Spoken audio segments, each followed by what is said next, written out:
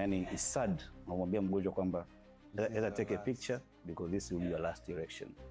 So kwa mgonjwa kama hivyo, huyu hata umpe sildenafil na ambayo Viagra, hata umpe 20 hamna kitu kitafanyika. Sababu hamna msuli ambao uko pale ambao uko live. Sildenafil ilitengenezwa mara ya kwanza kwa ajili ya kushusha, ilikuwa inatibu pulmonary hypertension.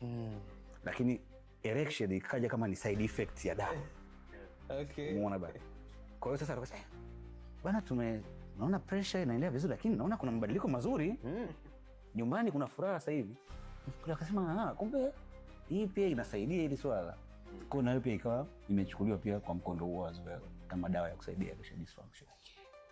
Yani is sad, namwambia mgonjwa kwamba either take a picture because this will be your last erection. So kwa mgonjwa kama hivyo, huyu hata umpe sildenafil na ambayo Viagra, hata umpe 20 hamna kitu kitafanyika. Sababu hamna msuli ambao uko pale ambao uko live. Kwa mgonjwa wa hivyo unakuta ni kumfanyia penile implants au kumwekea penile implants. Kwa hiyo kwa wagonjwa kizia umewekewa yani vitu bandia. Kuna implants ambazo ni bandia za plastic ambazo zinakuwa zinawekwa kwenye umi.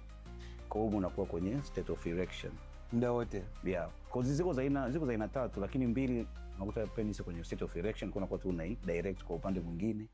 Ukiwa unataka kuitumia unaiweka na inatumika vizuri kabisa. Na ina yani like the sensation ipo. The sensation ipo. Ejaculation. Sasa ejaculation should do it. Yani inatakiwa pia uweze kufanya ejaculation kama kawaida, no problem. Because ejaculation inapitia through the urethra. Hizi implants tunaweka kwenye corpora cavernosa. Kwa ni same tofauti.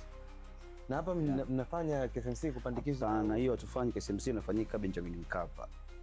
Yes, inafanyika Benjamin Mkapa na ilikuwa introduced I think kama 3 years ago ilikuwa introduced Tanzania na ndio ya kwanza kufanyika hapo kwa Benjamin Mkapa.